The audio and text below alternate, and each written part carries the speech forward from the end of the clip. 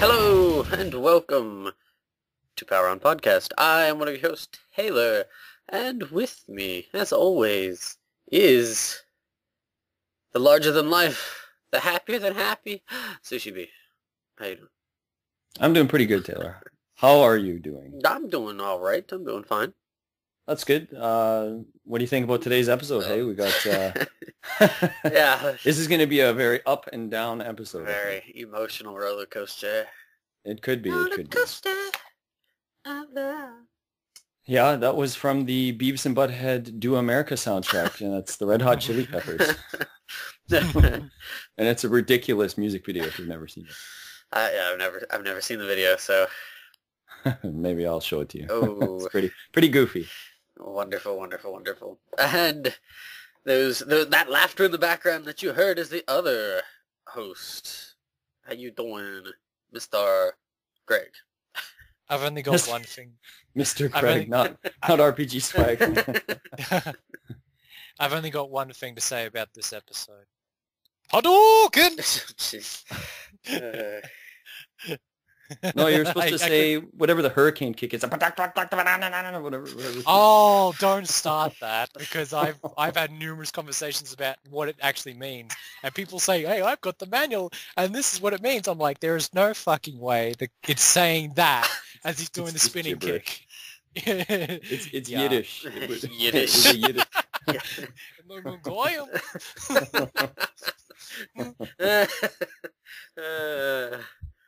Major Street Fighter plot twist. Dude, Ken's master is actually Jewish. Okay. Hey, don't mess with my voice, man. But yeah, so with that, might be able to put it together, sort of, what we're going for here, and it's not strictly Street Fighter. This episode is, I'm going to say a look at, because it's not, it's not going to be a tribute. That's for damn sure. But a look at the wonderful, lovable, huggable company known as Capcom. So The question mark. yeah. Yeah, so yeah, this episode we're going to talk a bit about that funky company that seems to like to piss us off from time to time. Yes. Which But most also- do. I mean, come on, let's be honest. Um, Just some more than others. some more than right? others, and this one's doing a pretty good job at keeping a combo going. Recently. So, But we will 25 hit talk combo. about. But we will talk about their humble beginnings and the impact they left on the gaming industry as well. So, not just negative here at Power On Podcast. it's No, We give no. credit. We give credit when credit is due and take it away when they screw us over.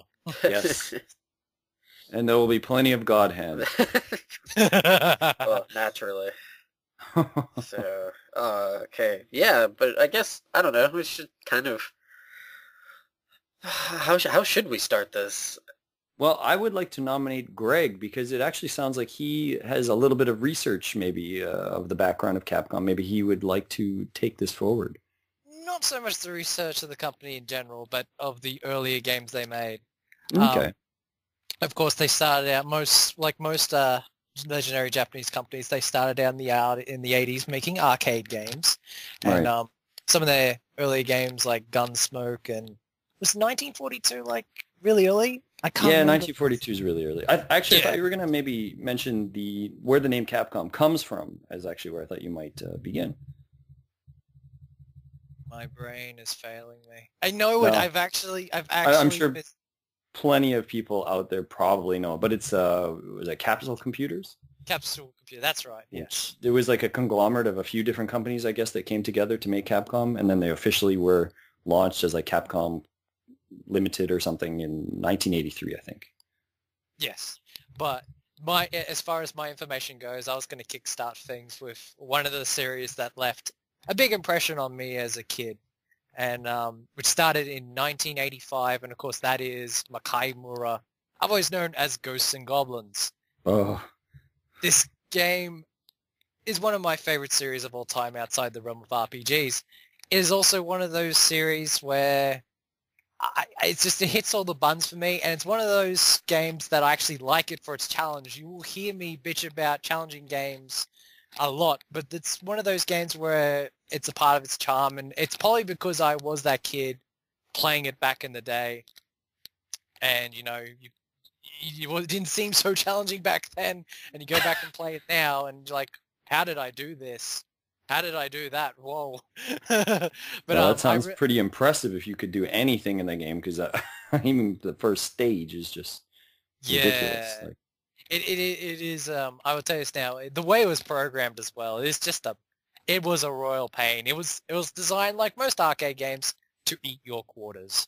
yes. Like crazy. What's one of the cool things that I like about Japanese culture is one of the things about Makaimura that just basically everyone knew in Japan was a lot of people couldn't get past the first stage because of the red aroma, aka Firebrand. And Right. he became sort of like a meme very early on before memes even existed on the internet, where everyone's like, you just have to mention him and everyone could relate to getting their ass whooped by him. So much that Capcom eventually gave him his own series. Right. The Red Aroma series, otherwise known as the Gargoyles Quest series in the USA. I always find that to be really fascinating, how that went around. Of course, that was more brought upon the Famicom NES version of Ghosts and Goblins. Right. Then, yeah. But I actually didn't play Ghosts and Goblins first. I played Ghouls and Ghosts first in the 90s, where I played the first version I played was actually on the Master System, which I actually found it is kind of different to the Mega Drive version, which is the one that I played the most. And when I say I played the most, I played it for a year straight because it really didn't have really anything else to play. And I got really good at it, and it just remains one of my favorite childhood games. I can go back to it every so often and play it and still enjoy it.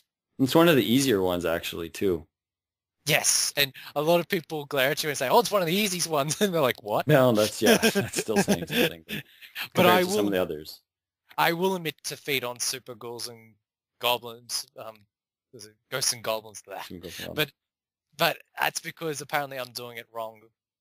Super Ghouls and Ghosts. Oh, that game, I've gotten so far to beating that game, and I just can't do it. I'd always get to the second playthrough and get to the first level of Satan or whatever, and I just can't beat him. I don't know why. I just can't do it. I think I spent like 5 hours one day trying to do it, and I was just like, yeah, I can't play this game anymore.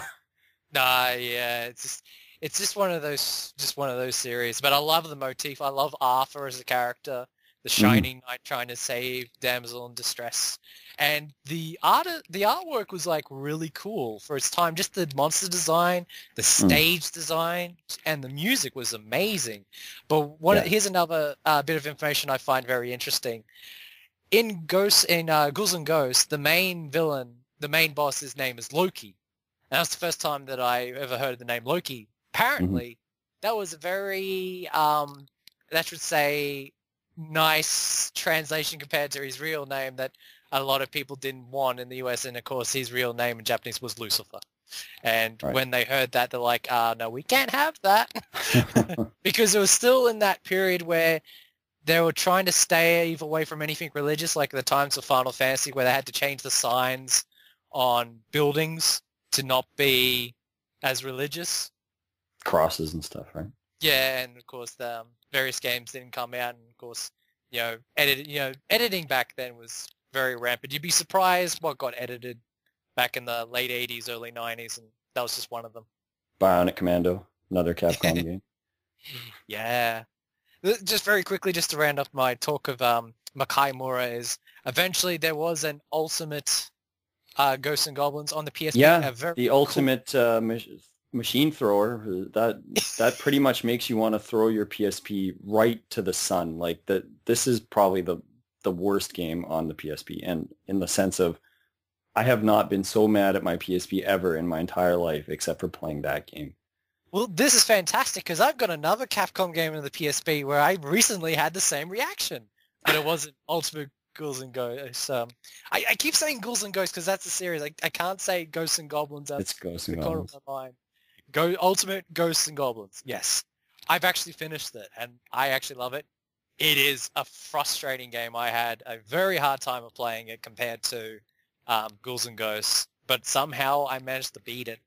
And that was a long time ago too, so I've probably time to go back and attempt to play it again. Yeah, maybe. Maybe not. Try playing Super Ghouls and Ghosts on the GBA. That's bad man. Oh, I was so close to buying it too, but I've actually got it on. I've got numerous Capcom compilation packs, like the PS2 one, but I actually got PSP. I've actually got the PS1 Generations discs, and disc 2 was just nothing but Ghosts and Goblins. And it's basically an emulated Super Nintendo game, which is interesting because there's a couple there on the PlayStation 1. But there was also a puzzle game made for the Makai Mora series. It was only Japan only for the Sega Saturn, mainly just for the fans. And of course, it got a spin-off in 3D, otherwise known as Maximo, which I've played a little bit of. It's all right. Maximo's okay. I enjoyed it for what I played. It was just one of those games that I didn't hate. I actually enjoyed it a little bit, but I just fell off the wagon and was playing other things. But I do own that and Maximo versus the Army of the Zin, so one day I should sit down and finally finish them. And sadly, like most Capcom properties, some of them didn't have a great end. The last couple of Ghosts and Goblins games was on the iPhone. And I'm going to say this now. They're terrible. They're really bad. No, the visuals and the graphics are really good for an iPhone game that was made 3-4 years ago. But like most iPhone games, the controls, oh my god, they're beyond bad even for an iPhone game. The amount of times I just fell down the hole just because I couldn't control the touchscreen properly, it's just broken. Dear. So that's just me going on about the first, well actually it's not the first, but it's actually the second Capcom series that left the most impression on me. And I will no doubt get into the series that got me noted, basically got me into Capcom games, made me aware of Capcom, but I will open up the floor to the other two gentlemen before I do that. Taylor, would you like to take it from me? Yeah, I'm trying to think of where I could go with this, because I'll be straight up. There's, outside of maybe one and a half series and a couple games here and there, I'm not a very big Capcom person. I've not played too horribly many of them, which is kind of weird to think about, because when you suggested the Sushi, I was kind of like, I don't know, just because more so I'm angry at them, but when I looked into it, I haven't played a ton of them. When I was a kid, the ones that kind of stick out the most, I'll kind of talk here, is good old, it was mentioned briefly there, Bionic Commando. Yeah. That was just, it was definitely probably a game that, not that I shouldn't have been playing it at that time, because I was still pretty young, but it's not like it's like that horrific. But and more so, it can be just that annoying. Right. So get the wrong item, go to the wrong stage, can't escape, and time to reboot, and that one got shelved for a while because I was like, okay, I'm too young to understand what the hell's going on with this, so this is going back. And the one that really definitely sticks out in my mind, and it probably will for a lot of other people, is DuckTales. Yeah, that was a big one. That was one that I have really kind of fond memories of, and I don't know, like it's kind of weird to see it now, because now it has that remastered. There you go, blah blah blah, and the fervor for that game, and just that the first DuckTales, because I never played the second one at all. I didn't even know it existed until. Me neither. And you know what? That's like a really hard to come by game, and I think it goes for like mass dollars on eBay. Of course, unfortunately, it does, because right? People are greedy. I think, wasn't there a Game Boy game as well for DuckTales? There might have been. I think there was. Maybe DuckTales 2 was on the Game Boy and the NES. Huh. I only played the first one, so. Mm-hmm. Me too. And, I don't know. It's not like it's an amazing game. It's decent. It's fun. Good rate music. Slightly wonky controls. just with Oh, slightly with doing not too the bad. down pogo stick cane move, and Right. and just there's just some instances in that game where you're just kind of stupid. But like that one and the Chippendale. Oh, Chippendale was a great two-player That game. was really fun. I only played it solo because my brother was too young to be able to play it with me. So I did that solo, and many a frustrated hours getting to Fat Cat and getting completely decimated by him the very first time that I got to him, because he does that like His spread. cigar ashes at you. It's But then, yeah, he's like tipping his cigar and the ashes are flying at you. I just remember like that spread where it hits like the whole screen, but it leaves little No, but spaces. he has like this stupid pattern where he only moves it like from left to right. And if you can stand in like that one spot where you just take a slight step either way and it misses every time. Oh, well. And he's got like Didn't maybe know two that spikes on the floor or something. at the but time. I don't know. That's one of those games that somehow as a kid I was actually able to beat. Like, because for the most part, that game is actually pretty easy. Right. Except for a few parts, like the part with the disappearing platforms. Mm-hmm. That, like in the sewer stage, that part's kind of hard. Getting to Fat Cat's a little hard. There's like that one spot where you're on those conveyor belts and those guys are shooting at you, the weasel type characters. But one of my favorite songs though is the toy chest area, the toy store area. I think it's like Zone D maybe or something. And there's like the springs coming out of the Jack in the Boxes and stuff. That's one of my favorite NES songs in any game is from not DuckTales, from Chippendales Rescue Rangers. I don't know why, I absolutely love that stage. Yeah, and I love the music. Don't remember that song at all. I don't remember the music much from Chippendale. I didn't play Chippendale nearly as much as DuckTales, so like Chippendales is fun and everything. And when I did finally beat it, it was like okay, because it was one of those that I would borrow from the library, as opposed to DuckTales, which I actually got. So that's another game that had a second game come out on the NES. That's probably going mad bank on eBay now too. Is there a sequel? Jeez. There was a sequel to that one too. Yeah, I remember seeing it in like some magazine, way after the fact, and I was like, really? They had a second one? Never seen it ever. The first game is pretty common, same as DuckTales. You can buy both those games, $10-15 pretty easily, but the second games are really hard to find. Because they're fiends. Yeah, it's like Bubble Bobble, that whole Bubble Bobble garbage too, like the Bubble Bobble 2, and it's like $300 and all this junk on eBay. And it's like, it's just Bubble Bobble. Like, seriously. I don't care if there's a limited number of them. It's just Bubble Bobble. But, yeah.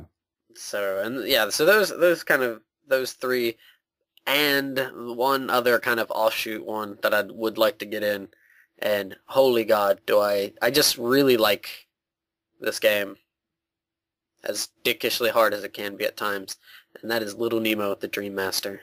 I knew this was coming next. I knew this was coming next. So it's kind of interesting because it's based off of like the Japanese animated film. It's like Little Nemo Adventures in Slumberland. Right. Which is actually itself based off of a comic strip called Little Nemo in Slumberland. French comic. Yeah, it's very, very, and it's old comic. Yeah, really old. Like early 1900s comic kind of thing, if I recall.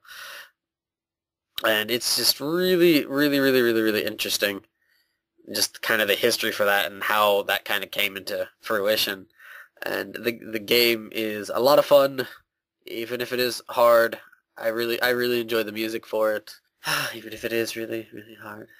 But as a Stupid bee suit. As a kid, it was just really, really frustrating. Like there's that mole. Isn't there the one that's like the mole that was the mole? The mole didn't bother me so much as getting that one monkey suit and then that bee suit on like early in the game, like, and then you get on that stupid train part. Yeah, or the train was fiendish. That was, I think, like the 4th or 5th something like stage. That. And it's kind of cool because it has, each time you beat a stage, it's got this little very, very quick story thing going on with Nemo and stuff. And he's like, fuck this, I'm going to bed. Yeah, no, you're not. you're going to have nightmares. Yeah.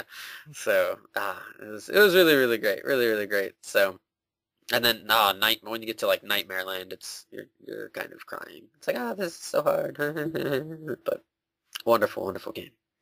So, and I will say this, like as a kid, the few Capcom games that I did, actually a lot of the games I had were Capcom, and they were I loved playing them, and they were enjoyable. But I definitely wanted to get those four because they're the ones that are kind of standalone for me. Like I never played any of the other Bionic Commando, Rehash, whatever, any editions. I didn't play the arcade one. I strictly played the NES one, and just DuckTales 2, Chip and Dale 2, no, Little Nemo. There's unless you're going to tell me there's a second one, I'm not aware of another one.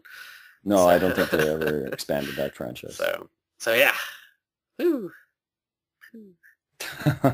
So yeah, I would throw that over to you, Sushi. There, what are some? Well, I owned absolutely zero Capcom games as a kid. Actually, all the Capcom games I ended up buying were well after I had started to grow up and was in my late teens and stuff. I owned zero Capcom games. I think Chip and Dale's I only played because somebody else had it. I didn't play DuckTales till I was probably like 20 years old or something, but I finally played DuckTales. Mega Man 2 I rented at one point. Mega Man 3 a friend had, so I borrowed that. Those are about it for me. I mean, I played the odd Capcom arcade game. There was whatever I saw once in a while. You don't know what company makes whatever game. You're just like, oh, this game is cool and this game is fun and such. But Strider for the Genesis is one of the first games I ended up buying when I had some money. I really liked that one. I thought that was a cool Genesis game. Terrible artwork that didn't sell me on it at all. I was lucky I saw magazine shots of what the game looked like and stuff, because if I just looked at the box art, I would have definitely avoided Strider. Probably someone doing one of those really bad aerobics videos, like for the VHS market. It's like, would you like to make a couple more bucks? Here, take this sword. Do this pose. It almost looks like one of those guys from a romance novel as well. Like it looks like he was holding a woman, but then they just put a sword in his hand instead or something. The Mills and Boons. Danielle Steele's Strider, like so it's quite bad. It's pretty bad art. But I unfortunately I didn't really get to play any as a kid really, and now I own about, I'd mentioned to you guys just before the show, I own about like 65 Capcom games. And I just didn't even think about how many I own. It's not like I absolutely love the company. I just, there's just word of mouth. Oh, check out this game, or you see reviews on games that are good or whatnot. So you just buy into them. And I mean, I own a fair share of Mega Man games. I own a fair share of Street Fighter games. I'm not very good at any of them, but I own a handful of them. So. I mean, we could start looking at just breaking down a few franchises or whatnot. I mean, there's obviously plenty to look at. I kind of have an idea of which one Greg's probably going for, I presume. So, yeah.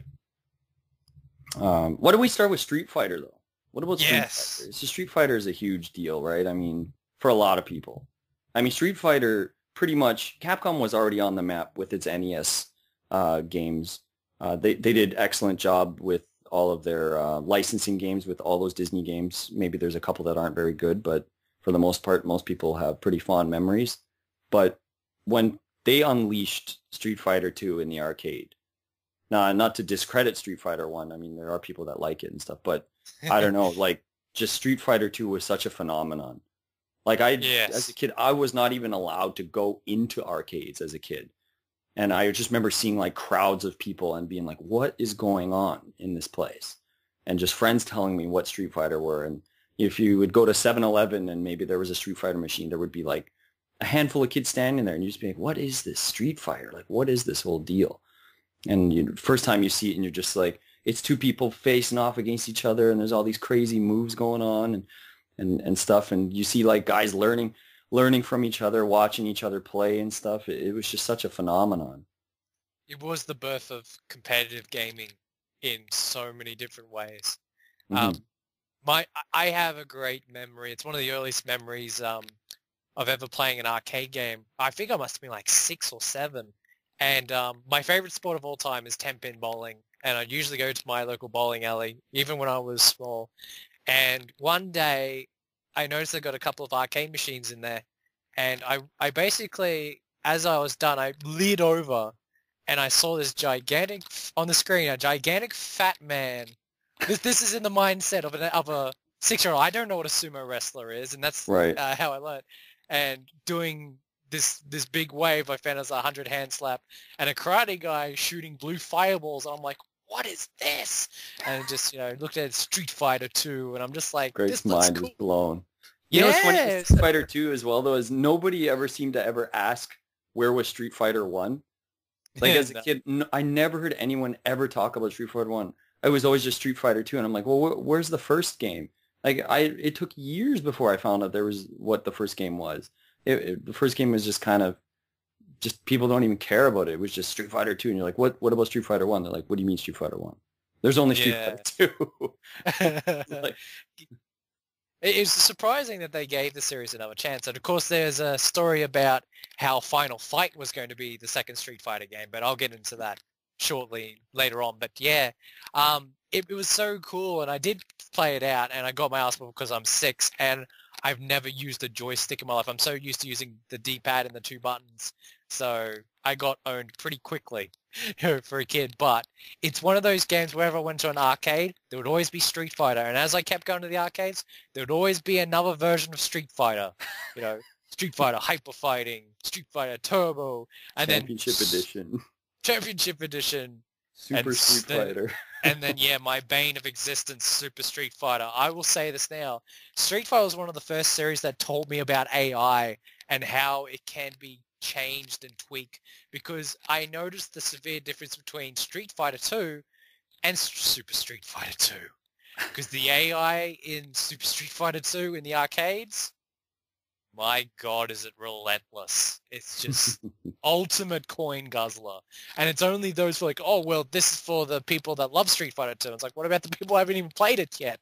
They're going to play this and go like, what the fuck? Because you fight one of the new 4 and they would just whoop you like you would not believe, I think DJ was a beast.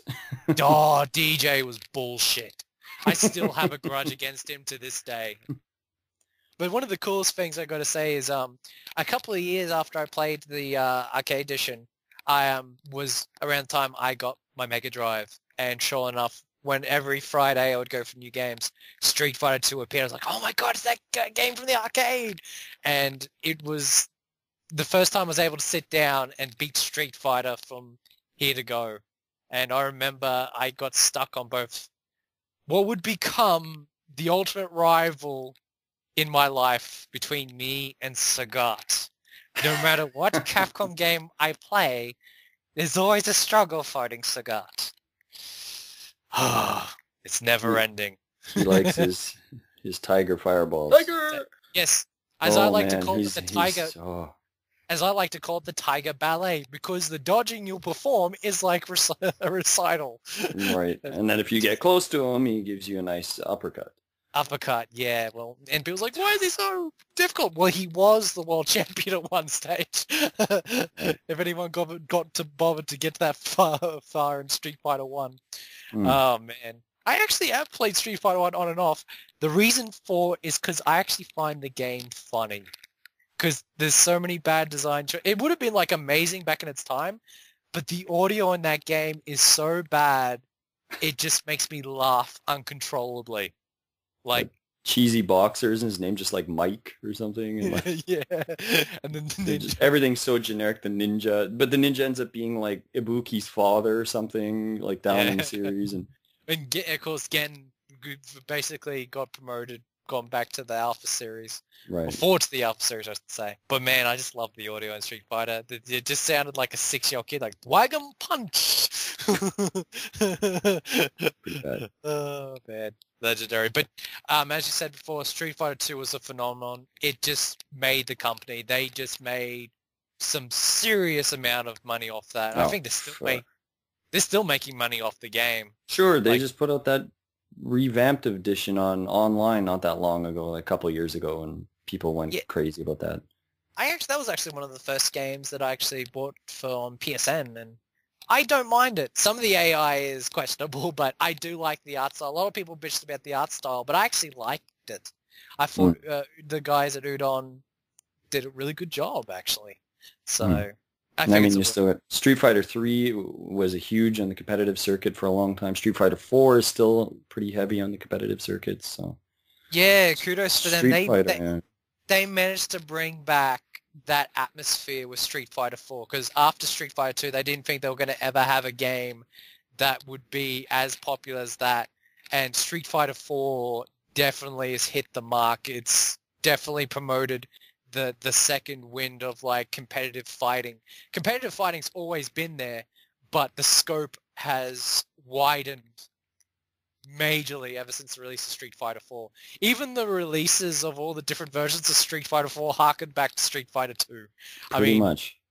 But just very quickly, just to get into just the outside of Street Fighter, of course, it spawned a lot of spin-offs. The Versus series, around that time, Capcom had licenses with Marvel, and they brung out a lot of like X-Men games, and there's the X-Men. Was it the X-Men fighting game? I think it was. Yeah. They did Children of the Atom, and then they followed up with Street Fighter versus X-Men. X-Men versus Street Fighter. And then it was Capcom versus Marvel versus Capcom. It was Marvel versus Street Fighter, and then that's right, Marvel versus Capcom, and then Marvel versus Capcom 2, and then a huge break, and then fan support sort of helped spawn Marvel versus Capcom 3. So. Yeah, and then there was Tatsunoko versus Capcom, which I didn't see that coming. That was mainly for the fans in Japan, because to go to an English person and say, "Do you know who Tatsunoko is?" and they'll be like, "Huh?" Unless you're a big-time anime fan since the 70s would know who Tatsunoko is. And I actually recently played that, and it's pretty decent. The lineup of characters is interesting. I don't know. Now they've got like Tekken versus Street Fighter and all this stuff, but I don't know. We could talk about Street Fighter for a while more, I guess, but there's I think plenty of other things to do.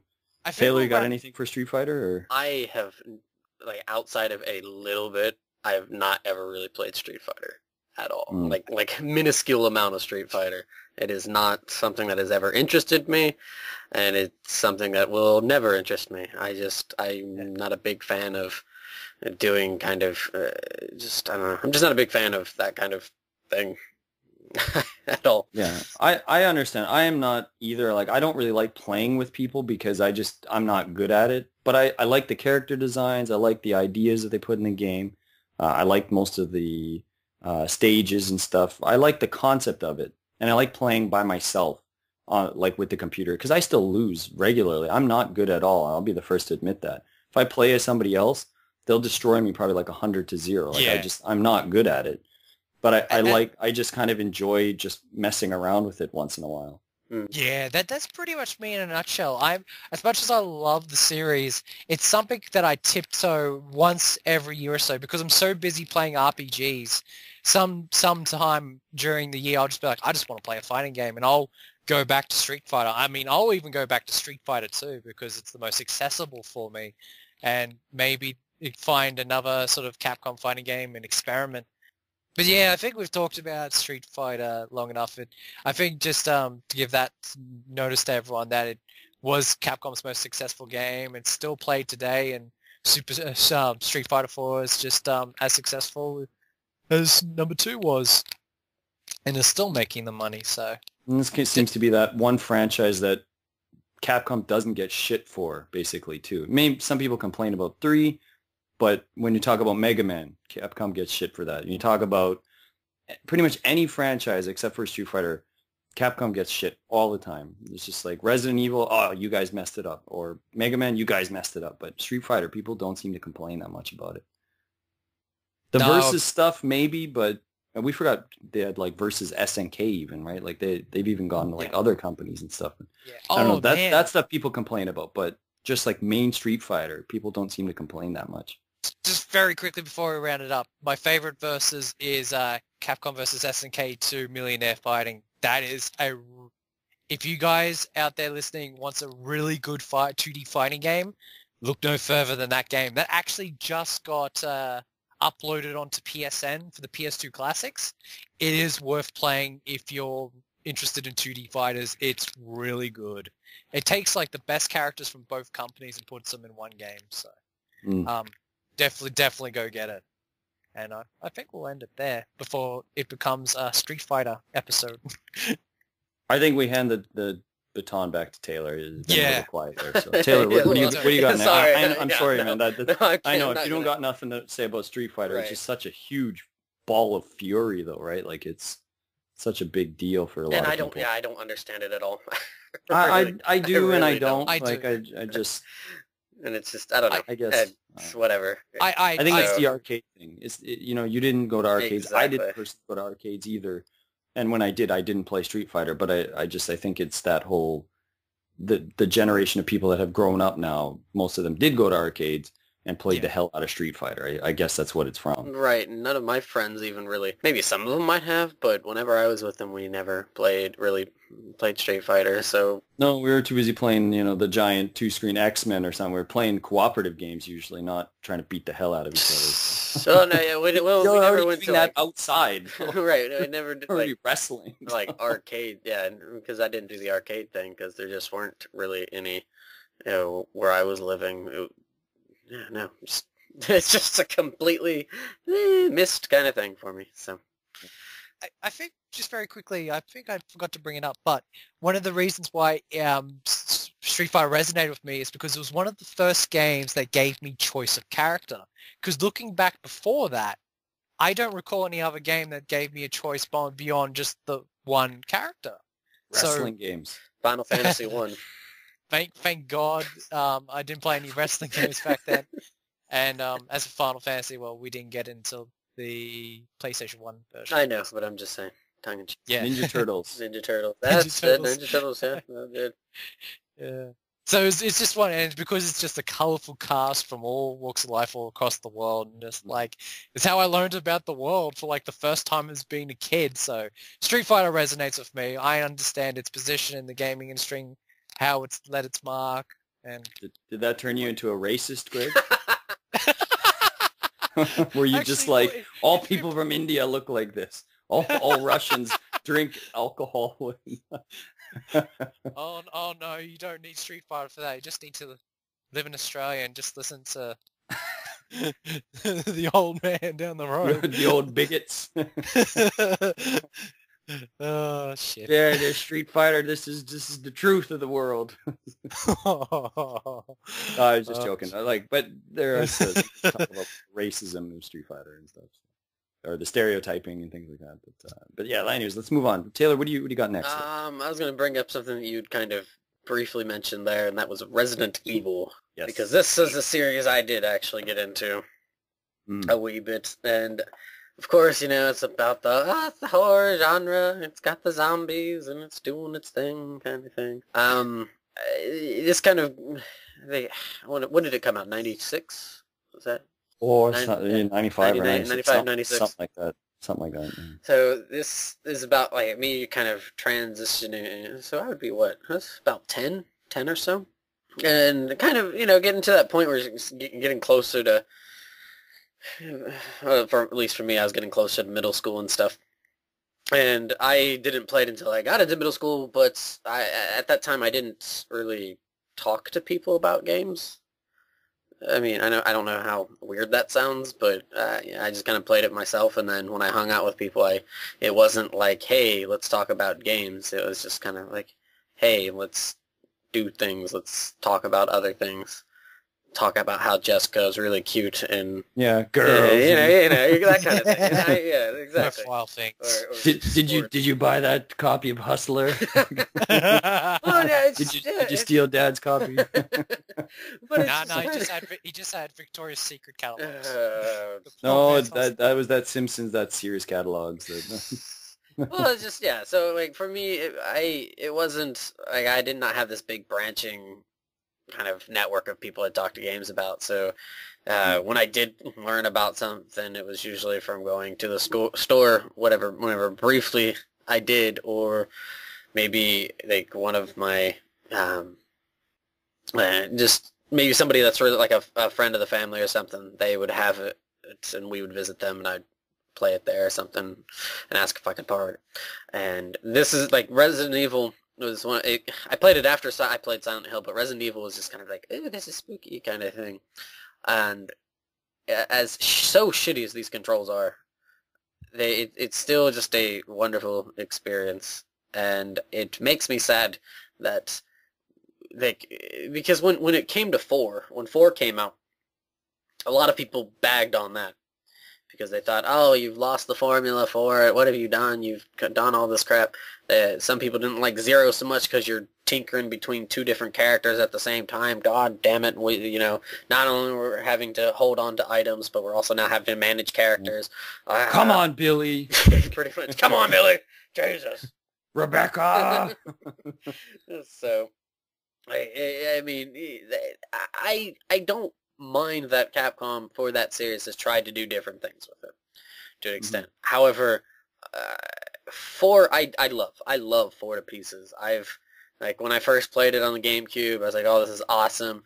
Played it on the PS2, loved it. Played through the Wii version, enjoyed it, even though it made it a lot easier. Enjoyed it just as much. For some reason, 4 really hits a very fine point for me. I really, really enjoy it. Sure, it's more of kind of like, ooh, kind of scary kind of thing, not so much. Yeah, it's a bit more action. Right. But it's at least a fine point to it, unlike the stupid part where you're having to escort President's daughter. That could have gone. But outside of that, it was really, really enjoyable. And plus it also had those little mercenary mini games to it, which is really fun. So, but then they decided to completely go off the tracks with 5, and kind of they tried to keep the horror element instead. So it's like you can't access the menu without these assholes coming at you. They've put Chris on steroids, and they've Sheva is cool. Well, I liked Sheva. I thought she was a cool addition. Some AI doesn't help. No, but I mean the actual character herself was a decent addition to the franchise. I mean, they brought back Jill though, and Jill's kind of like in there. Right, right. Yeah, they've really, I don't know, after 4, because even 4 is kind of strange because you have 2, everybody's who's really like 2. I've not actually played through 2, which sounds kind of stupid, but like I played 1, 3, 0, 4, Code Veronica, parts of 5 until Capcom decided they didn't love people anymore, and didn't love. That's it. Like I'm not the Umbrella the Chronicles things. Those are fun. I hate those games. They're so boring. Oh, I love them. So they're light gun shooters. They're fun. I don't like light gun shooters. Anyone who likes House of the Dead, you'll probably like those games. I think they're fun. Well, I'm probably not gonna like House of the Dead because No, you're not. If you don't like light gun shooters, you're absolutely not gonna like it. I like them. I think they're boring to me. I don't know why. It's just not fun to me, and those games were not fun to me. Wait, but you like Resident Evil 0? Yeah, I like 0. Oh, yeah. 0. I will tell most people. Zero's, I think 0 is crap. A lot of people don't. From what I played, I didn't like 0. The thing I liked about Umbrella Chronicles, though, that was cool, is that it sort of bridged those little gaps between those other games. I like that too. Well, that in itself was fine. I'm not a big light gun fan. Yeah. So to me, it's just where I am. Yeah, I don't know. There's just something about it. I've never really gotten into that kind of genre. Well, again, that's arcade genre basically. Right? yeah. That's probably why, right? Exactly. So I'm more a real light gun fan. I'm not really into the zombie light gun games. I'm more into Time Crisis and Virtual Cop. I'd rather shoot.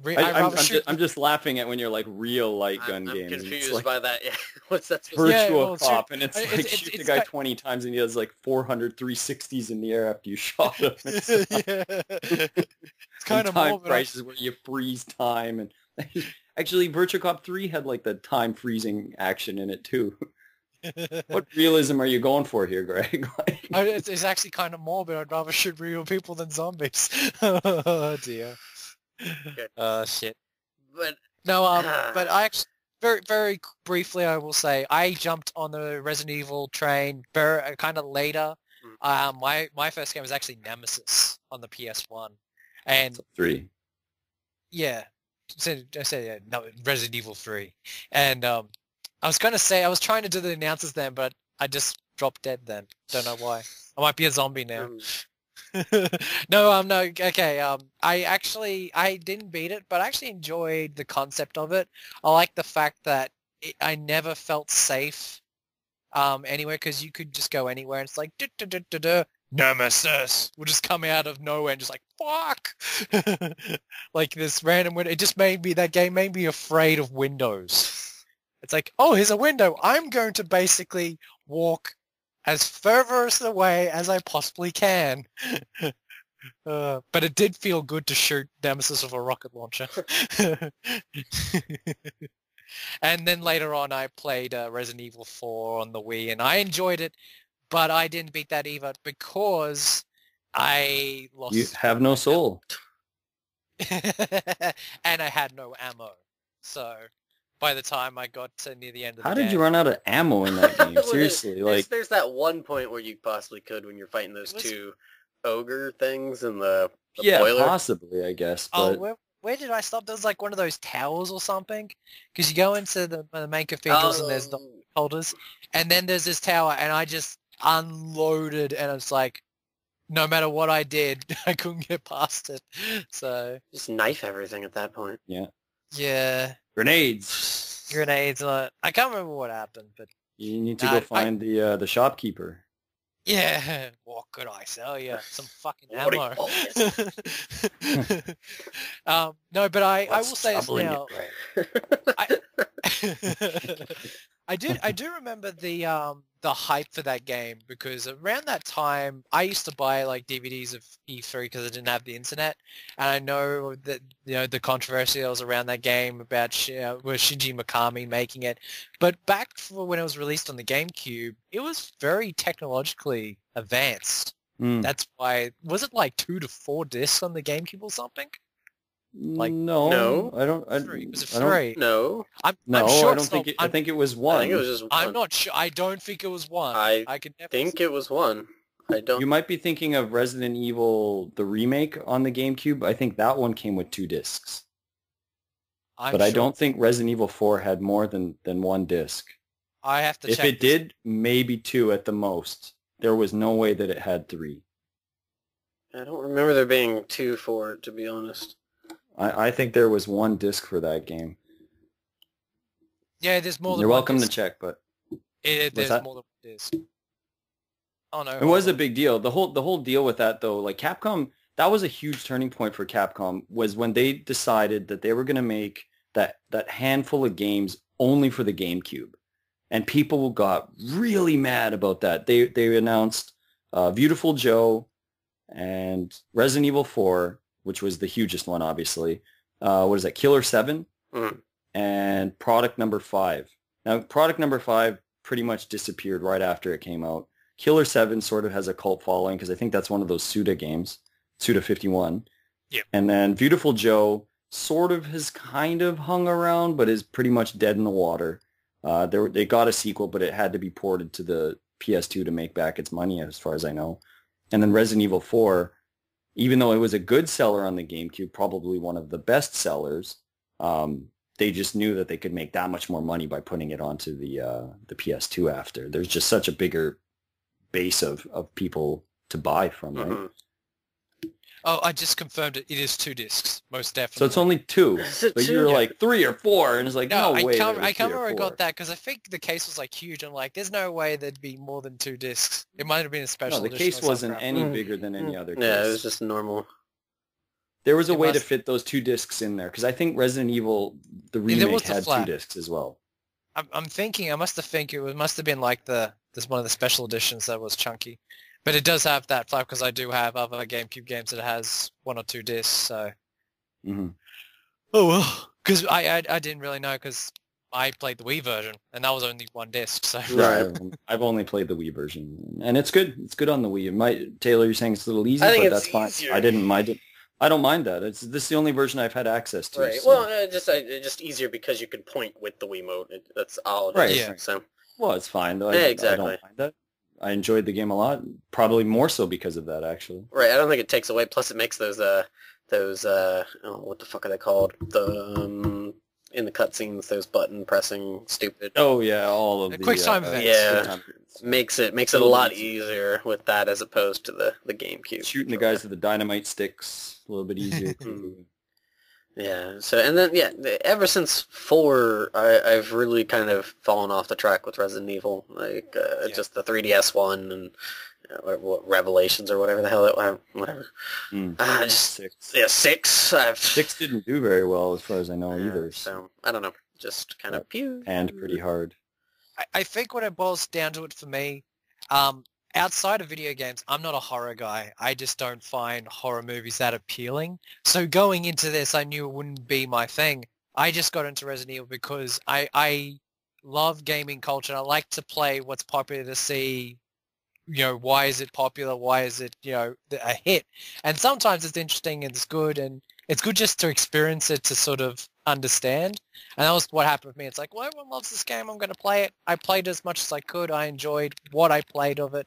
And then accepted it's not really my thing. Yeah. Well, if 4 doesn't do it for you, then you're pretty much going to not get into the series. But 4 is also a little bit different than pretty much all of them at the same time. Yeah. 4 is definitely my favorite that I've played, so. Oh, yeah. So there was the Resident Evil there. Yeah. Over to one of you guys. All right. Well, I mean, I don't know where we really take it from here. I mean, what we could sort of do is just list off. Why don't we list off some games from Capcom that we generally like? Yeah. Why don't we do that kind of thing?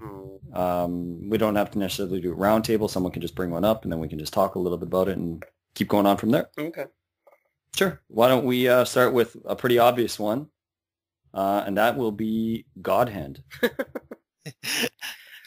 I've only played so much of God Hand, and I was talking to Taylor about this, if we wanted to bring up, because that's more Clover Studios, but Clover was majorly connected with Capcom when they made those games. Yeah. So, yeah, I just wanted to bring that up. Okami, they also made. Yeah. Yeah. Yeah, God Hand is God Hand. It is an experience to enjoy. It feels like Suda51 made that game. It really does. I can see that. It's such it's a weird game just because it feels so damn broken, but for some reason you don't mind that. I could see a lot of people playing it and being really frustrated and not liking it at all. It looks horrible pretty much. Like it's so drab and there's no color to it and it's so plain and the graphics are choppy looking and for such a late PS2 game it leaves so much to be desired graphically in a way. But there's just so much charm to the game and so much about it that makes it fun and funny and just it's so over the top. Like everything is completely over the top. Everything. If you want to understand how random this game is, dear listeners, 2 words. Poison Chihuahua. What game has that? Oh, dear.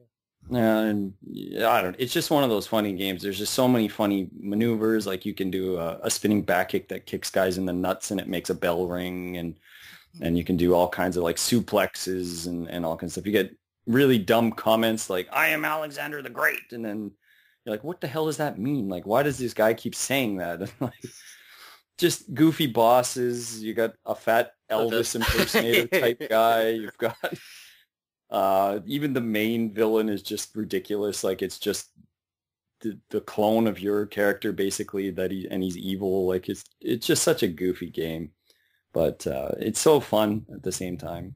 Frustrating. Like it's a tough game too. It's not an easy game, but you can persevere and you can fight through. And you can make it to the end, and it's an enjoyable game. And it'll put a warm patch in your heart. Yeah. And something you won't forget, too. I think that's one of the best things about God Hand. It's even if you hated it, you're probably not going to forget it, at least. That's one of the best qualities about it, is you're not going to forget God Hand. Plus, the cover is like the hand punching through the guy's mouth out the back of his head. Like, that is such an amazing cover. And it's the guy who says, "I am Alexander the Great," which makes it twice as awesome. And I love how they censored it for North America where they put like the title in the way so you can't really see it. But I think the Japanese version just has like the full fist going through the guy's face. It's just awesome. Gad Hand. I mean, there's lots of others. We haven't really touched on Mega Man. Yeah, I figured we would sometime. I know this is not Greg's real sort of area of expertise, but I mean, Mega Man's another huge franchise that Capcom has decided to just sort of abandon ship on for some reason.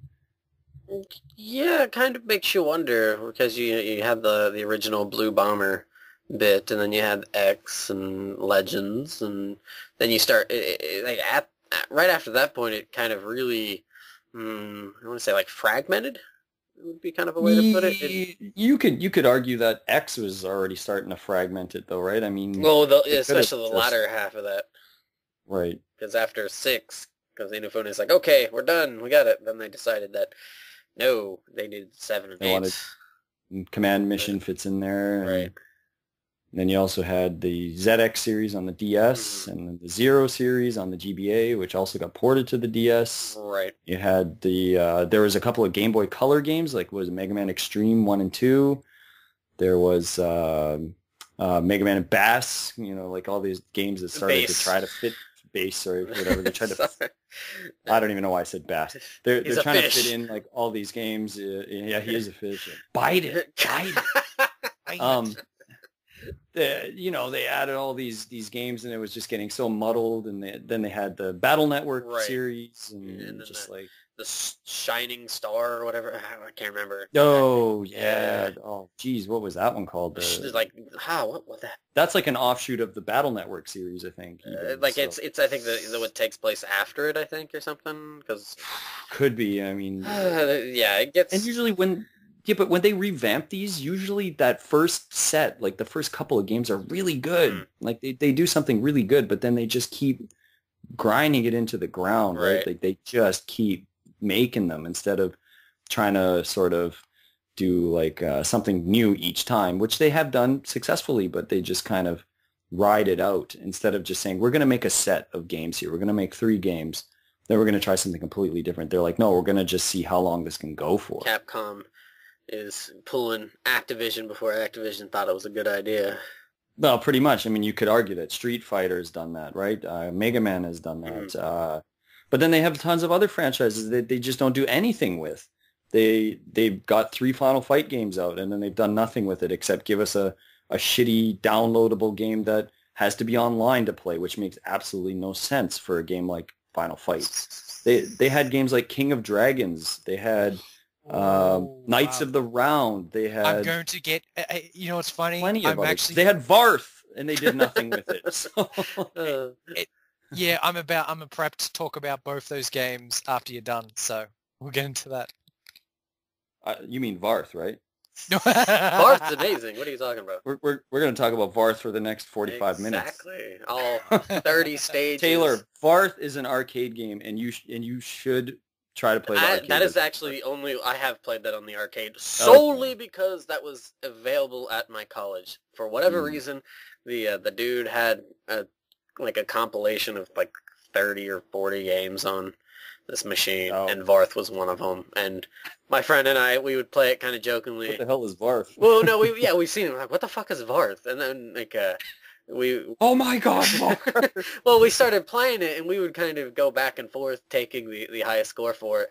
So eventually, a friend's name is Jamie. He and I were like, fuck it, let's just get a bunch of quarters and just beat this bitch.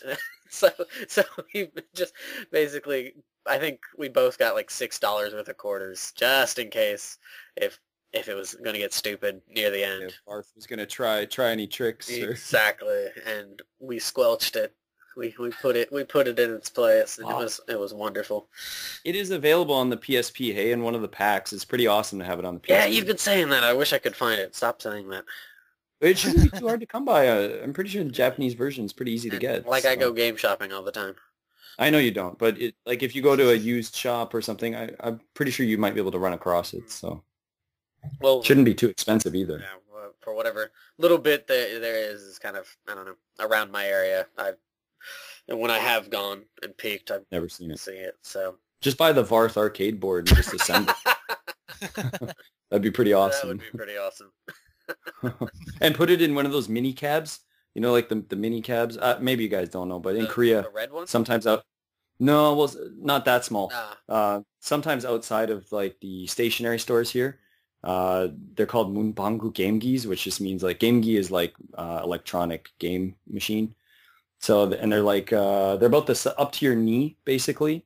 So they've got like a little TV screen inside, and you have to sit down and crouch over and play it. They're tiny, but just having Varth in that little machine would be great. Like just have some shooters in there. That I've been wanting one of those for a long time, but they're hard to come by.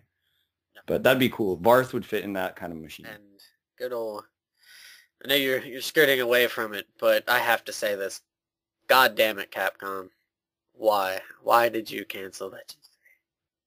Would you have been mad if they canceled it and then they announced Varth 2 like the next day? Yeah, I still would have been. How would you felt? I would have. I still. I'll be honest. That is why I initially bought the Nintendo 3DS was in anticipation for Legends 3. And so I bought it a couple months before it, and I was like, okay, I'll at least try.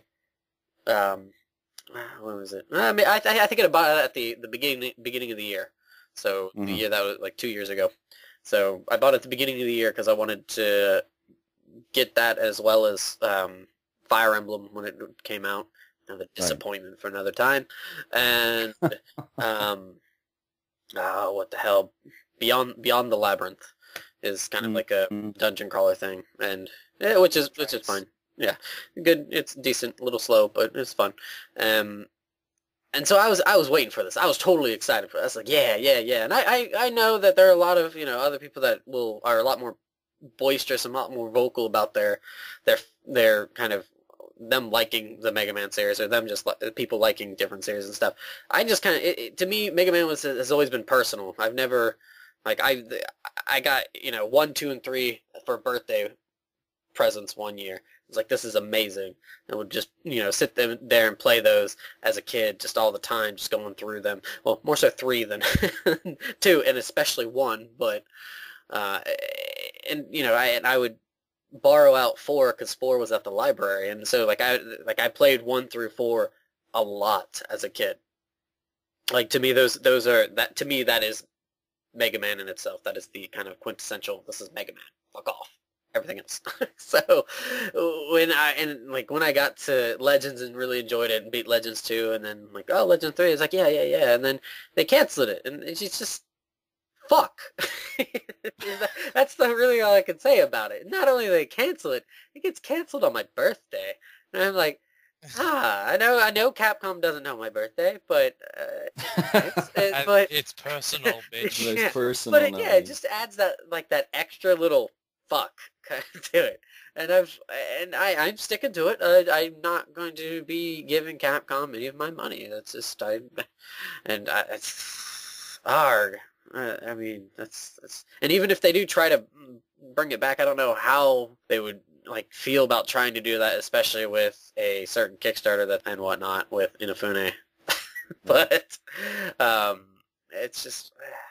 Very quickly to interject, I have to say something because Sushi has made things interesting for this episode. I thought I'd come on feeling guilty about what I had to say, but with his remark with Ultimate Ghosts and Goblins, I have a similar experience. Very recently, because of the whole Mighty 9 Kickstarter, I went game hunting, and one of the only retro game I found one day was Mega Man Maverick Hunter X, and I bought it. And I'm going to say this now. If I had to record one of the all-time biggest dummy spits ever playing a game, I think it was a couple of days ago. And you can quote some of our friends, even one of the friends out on the podcast, Shintai. Shintai was there when I lost it. I completely lost it. In the ways it sounds like you lost it with Ultimate Ghouls and Ghosts, good sir. And isn't that funny?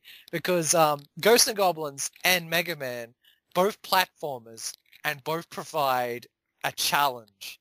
Whilst Mega Man's more intricate with equipment and you can go in your own direction, your own order of the Robot Masters in terms of strategy. whereas Ghouls and Ghosts is very straightforward, but it provides its own challenge in its own way. Whereas to me, Ghosts and Goblins, while challenging, is something I can persevere. For some odd reason, I've always had trouble playing a Mega Man game, and I'd always get through the levels fine, but when I get to the bosses, I lose my cool more than any other platforming game I've ever played.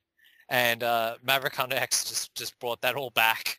That's interesting because Mega Man X is actually one of the easiest games. I don't know. I haven't played Maverick Hunter X on the PSP, but Mega Man X itself, those Robot Masters, you can pretty much beat all of them with just the Buster. Like you just got to learn the patterns, and once you know which weapon to use, it's the stages that kick your ass usually. It's not the bosses. Well, actually, no. For me, I was going through the stages pretty easy. Like the first one, everyone's saying in Maverick Hunter X, you do Flame Mammoth, and you get the Fire Beam. It's like Flame Mammoth is a fucking prick. He's really hard to beat. It's like you got to go Buster. Storm Eagle first, or Chill Penguin. Chill Penguin or Storm Eagle. You do those three first. It's Chill Penguin, Storm Eagle, and Flame Mammoth are the first three you should go through. I heard choose them in order. I heard there's this leg armor that I need to progress through the game. You go to Chill Penguin to get that. If you go to Chill Penguin too, the thing is the lava on Flame Mammoth stage freezes so that you can go underneath and you can just fall into the pit without dying. So yeah. The ipso facto to get the Flame Beam will total Chill Penguin. So, well, the thing is to beat him though, you actually need the you need Storm Eagle's Tornado Wind. That's what actually defeats him. Okay. It's not. But doesn't work as well. But saying that, because I'm playing so many other games, I'm kind of put Maverick Hunter X to the shelf, and the difference between you two and me is, as Taylor said, it's very personal for him. And when I got into this community making videos, I knew Mega Man had a following, but I didn't know how passionate the fans were until I got into YouTube. And it's just like, wow, they just, just this worship for this game. And I said, maybe it's time I give it a go. And I liked playing the first one, and I kind of dropped off playing the second one, but it's never a series that clicked with me. My Capcom platformer is Ghosts and Goblins. That's a series I hold dear to me. And I do too. I love both of them, but for different reasons. The thing is, there's no doubt, you cannot argue this, that Ghosts and Goblins is a harder franchise. There's no question that it is. You can argue with me all you want, Greg. There is no question that it is. Not only because you got to go through it twice, but everything that happens in that game is so random. Everything is completely random. Every single time you play the game, there's such random bullshit. A bat will come from nowhere every single time, or an eyeball will appear where it was never before, or the pig will puke in this spot instead of that spot. I will agree with you for Ghosts and Goblins. I think Ghouls and Ghosts sort of eased up on that. There is a pattern for everything in that game. Ghouls and Ghosts is a little bit easier, sure, but even the spinning tower though. That part has some bullshit parts where like the things just fall down on you. The fall down part is fine. It's the eyeballs that fall across the screen. That stuff is all random. It doesn't have any pattern. Plenty of stuff doesn't have pattern. Super Ghouls and Ghosts, same problem. You get to the stages where like stuff is just flying across the screen, like the ghosts in stage 3, is it stage 2? Those ghosts, they just appear out of nowhere. There's nothing like to show you where they come from. They just come out of nowhere all the time. So that's the thing. That's the difference with Mega Man. There are a few parts that are like that. Generally speaking, things are placed in certain orders, and that's how people can do speed runs on the game, is they just know where everything is. It's much harder to do that with Super Ghouls and Ghosts or any of the Ghouls and Ghosts games. But if I had to leave a positive mark on Mega Man, I love the art style, and I especially love the music. But, it's just one of those games that's sort of, in terms of gameplay, it will always probably be like once every 1 to 2 to 3 years I'll probably give it a try, but it's not one of those series I'm gung-ho for. So you should play Mega Man 4 so you can enjoy the loveliness that is Ringman. Yeah. His bullshit stage, and then he's not so bad once you learn his pattern, but still obnoxious. It's obnoxious because he does that damn ring throw and it goes off screen and then it comes back. That's so Yeah, once you learn how to like, Time you can it. get him the timing. That first part where he jumps at you, you can like slide under him and Right. blah blah blah. But anyways, that's enough Mega Man 2. Yeah. I want to Yeah. talk about some Breath of Fire before we start wrapping this Yeah, up. We got to get some Breath of Fire out there. that's going to be the main one that I wanted to talk about. But very briefly, very quickly, I want to talk about something that's only just been brought up because of a certain release that Capcom's brought out. No, it's not DuckTales Remastered. Um, Something they're actually really good at, I reckon they should always take an interest in, and that's creating fantasy-based beat-em-ups. Because Dungeons and Dragons is not the only one. In 1991, they came out with two separate fantasy-esque beat-em-ups, and one of them was Knights of the Round. The other one was the King of Dragons. You could throw a Magic Sword in there too. That's more of a... I consider that more of a platform. It's platform, but it's a little bit beat 'em up. A little bit, yeah. Because it's two players and. Yeah. Okay, I get what you're going for though. Yeah, because I would compare sort of Magic so close to Black Tiger. I was going to bring up the Black fantasy Tiger, platform, which is actually called Black Dragon. Japan's like, why do they change it to Tiger? Black Tiger sounds like a 40 drink. Just saying. That sounds like an amazing... Big Bear, Black Tiger, Black Dragon. I've had a shit day. It's the weekend. I'm getting myself a Black Tiger. Blue Sphere. Just saying. But yeah. But very quickly, I love my beat 'em ups, and I think I would go out and say King of Dragons is probably one of my favorite beat 'em up games of all time. Knights Around is good, but Knights Around's got the King Arthur motif. It's good in its own way. I love King of Dragons because I like the artwork. The music's done by Yoko Shinomura, which is one of my favorite composers in the industry. I mean, the music in that game for a 91... Okay, she also did the soundtrack for Street Fighter 2, which is memorable, and it's known the world over. But no one knows the music of King of Dragons, which is a shame because I kind of, in some regards, like it better than Street Fighter 2's music, especially the Stage 2 theme, where I'll pause the button and just fucking listen to it. And it's just because it's so glorious. But one of the reasons I like King of Dragons is if you play that game, it is a very nice precursor to D&D because there's a lot of elements from Dungeons and Dragons that is in King of Dragons without them getting sued by whoever owned the rights back then. I think it's actually because TSR, of King of Dragons. It was TSR, I think, who owned the rights back in the day. And I think they might have actually saw King of Dragons say, hey, these guys can create an excellent game, and they got the license to make Dungeons and Dragons. But yeah, King of Dragons is excellent. It's one of those games where you pick your class. You can be an elf, wizard, fighter, cleric, or dwarf, and you had basically you could level up your equipment, you could level up your weaponry, and your armor, and it would actually change the appearance of the character. It looked really cool. I'd always go the cleric because the cleric was the nice medium. Good, yeah, but he was slow though too. That was the thing. He was just a big workhorse. Yeah, slow and steady wins the race. It's just really, really, really cool. I play that game constantly. I actually, It's good on the PSP. Yeah, that's where I first played it. Like, I actually played D&D in the arcades like one time. I think I only put in $2, and then I never saw the game again. But later on, I'd get the compilation packs, and I played. Because when I got the compilation packs, there was so many Capcom games I did not touch. It's like, I haven't played half of these. I recognize Street Fighter 2 and this and that. And I was just like, I'm going to pick a random game, King of Dragons.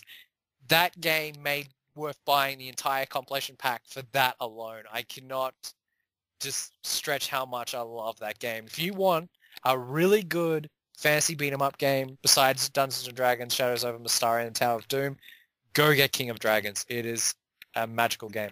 It's on the Super NES as well. I'm going to disagree because I think Knights of the Round is the better game, but that's for another day. I like Knights of the Round better. Yeah. The arcade version, I think it's better. I like the arcade version. I like the way it levels up better. Because when you're saying you level up in King of Dragons, you kind of don't. You just level up from beating a stage. Yeah. That's how you level up. Whereas in Knights of the Round, you actually level up by killing guys and getting points. Then you level up. So, but I like both games. I do like both. I just like them for different reasons. King of Dragons is a little bit easier, on the easier side too. You can just basically pick the elf or the archer, stand back and just blast away at guys pretty much. But except for those damn lizard men with their shields. Yeah, fuck, man. But the music's just way better. That was one of the. I'm not sure Ooh, if that's I'll one of the. disagree there too. I think I think they're both kind of on par. I don't think one is better than the other. They're not great soundtracks to me. They're both okay. Oh, I think the King of Dragons is it's so fucking awesome. Just the soundtrack for that. I wish I could have the soundtrack to that, a physical disc. That would be cool. But anyway, you mentioned before my favorite Capcom property, and we'll definitely get into that, and that's Breath of Fire. Mm. I think I've already told that story. I'm not too sure if I have or not, but I loved my views on gaming when I was a kid. I must have been like 11 or 12, and we pretty much, 1996, we pretty much cleared out the Mega Drive library of games we wanted to play. And it got to that point that we wanted to play the Super Nintendo. So before we bought one, we actually hired one out, and I went to my game store and I searched the section, and I found this game, Breath of Fire 2. And I was like, what's this? And who made this? And it's like, Capcom. It's like, Capcom, don't they make fighting games? That was my initial reaction as a kid. I was like, oh, I'll give it a go. And it turned out to be one of my favorite games of all time. It is such a great RPG. It's just great atmosphere, great world, great characters, great storyline. I think I've mentioned it bits and bobs here on Power On at different parts, but it's one of my favorite RPGs of all time. Definitely one of my favorite Super Nintendo games. And, it just basically for me, I associated, because I'm an RPG fan, I always associated Breath of Fire with Capcom. Like, whenever Capcom's mentioned, Breath of Fire comes into my mind automatically. Not just because of 2, because Breath of Fire 3 also holds a special place in my heart, because that's one of my favorite PlayStation 1 games, and that is such a great game as well. Not only story-wise, character-wise, but it had some nice gameplay choices, like the Dragon Gem system where you collect the gems and you can have the different combinations to transform into different dragons. It was pretty awesome. You also had the different skills that you can learn from different masters, which was really cool, and different growth system. It was a very in-depth game, and I enjoyed playing the heck out of it. And I thought it went a bit more deeper than Breath of Fire 2 did, but yeah. And as for Breath of Fire 4, I like the game. I think it's got some great characters. But there's something about that game that makes me not remember like a good 40% of the game. I remember the beginning and I remember the end, but I forget what happens in between. It's just a big blur. And as for 5, I don't want to talk about it. I really don't want to talk about it. Fair enough. Taylor, what do you think about Breath of Fire games? I mean, have you touched any of those at I all? played the first 2. Yeah, at least I think I have. I don't quite remember which one I'd played the most of. Didn't they have a Game Boy Advance remake Actually, of it? they both did. Okay, they both did. Yeah. Okay. So I 1 and 2. I want to say I put more time into which one's the one with Bo, whatever, the dog? Is that which one? There's Oh, both. Bao, that's 2. That's 2. Okay, I've gone They through. both have a character named Bo. So Do they? the first game, the Bo is like a wolfman type Yeah, guy, and then kind of but you're talking obnoxious. about the dog, Yeah, right? I'm talking You're about the talking about dog. the dog. Okay, so yeah, like Bao or Rest Bo, across I the guess. Yeah, so okay, yeah, I went through 2, and I like it. The thing that I would say, I mean, Greg, you put these adulations on it. The fucking translation is terrible. Oh Like God, it's horrible. the items are horribly named. It's a fun game, but God Almighty, what the hell are some of these things? It's you need some sort of color code ring to decipher what the hell Yeah. shit I is at times.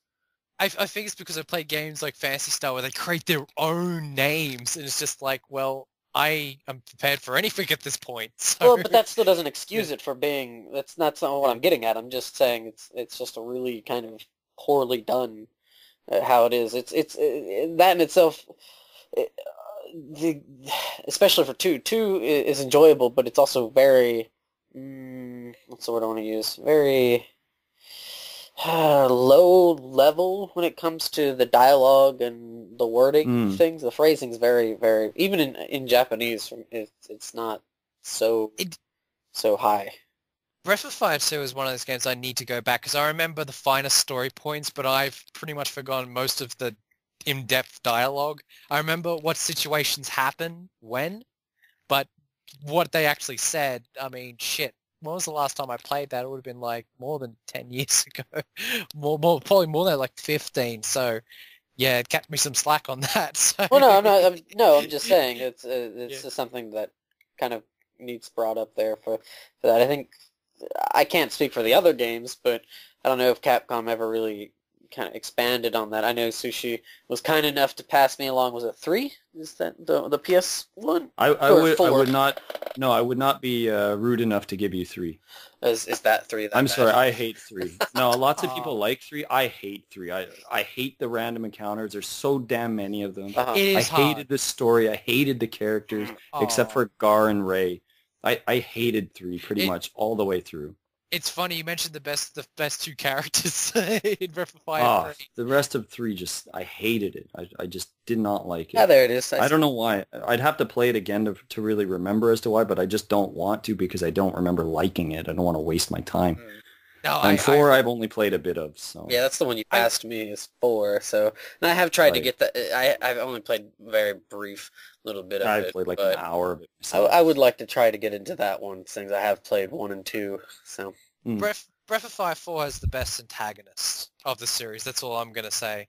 But there's been just some nice little ideas in the series. Like when I think of Breath of Fire 2, one of the best things in that game is collecting the spirits and then transforming your character. Like I remember the first time I had Cat was one of my favorite characters from Breath of Fire 2. She's the cat girl with the bow staff, and Yeah. then you give her like one of the spirits, and she turn into like this dark, sort of evil like cat woman creature, and she looked awesome.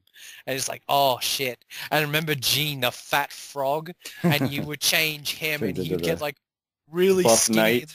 Yeah. Yeah, looking like this real badass looking merman type thing. Just like, holy shit. And he would actually have that attack that would just do shitloads of damage.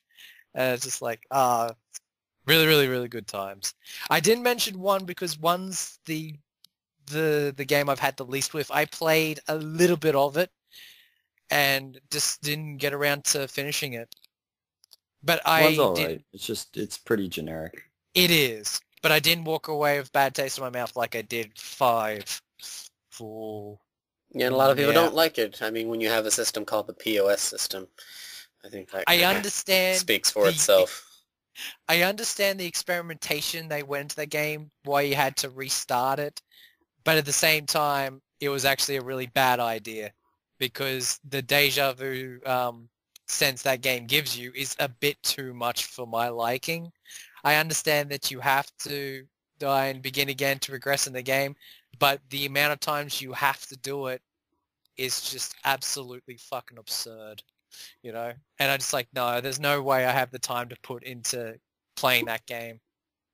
So, And the cherry on the crappy sundae, oh, Sushi.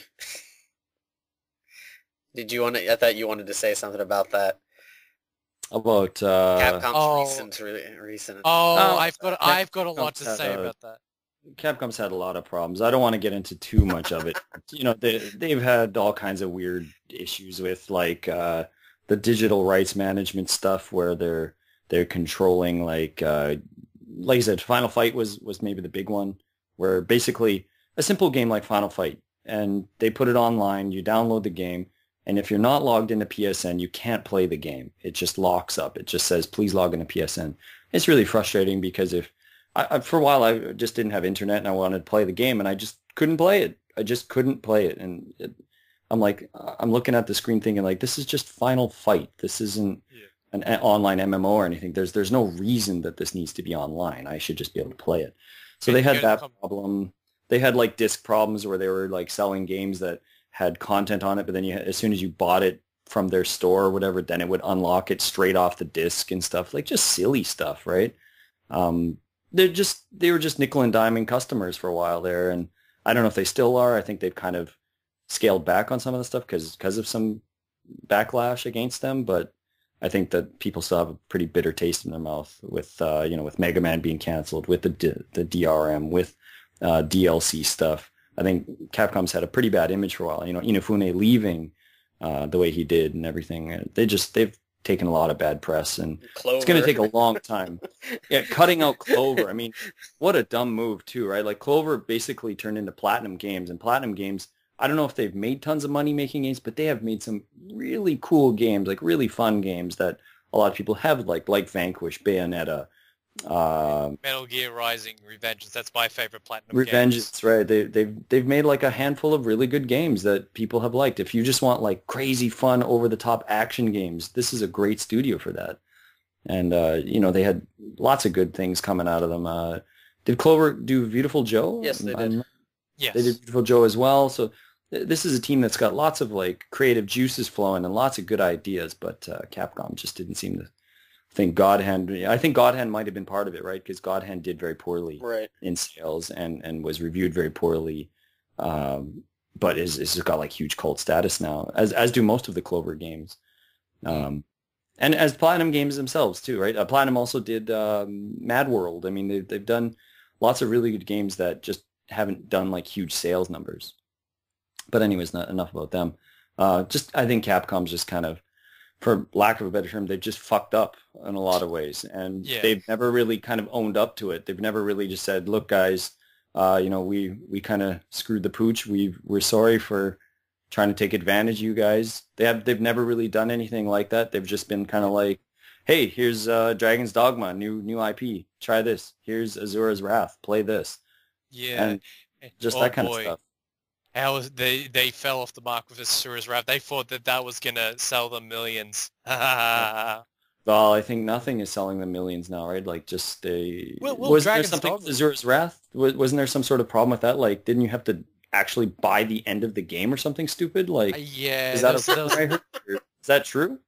I think it is. I could have swore I heard somebody say that, and I was like, "Are you serious? You have to buy the end like DLC the to true finish ending the game? or something?"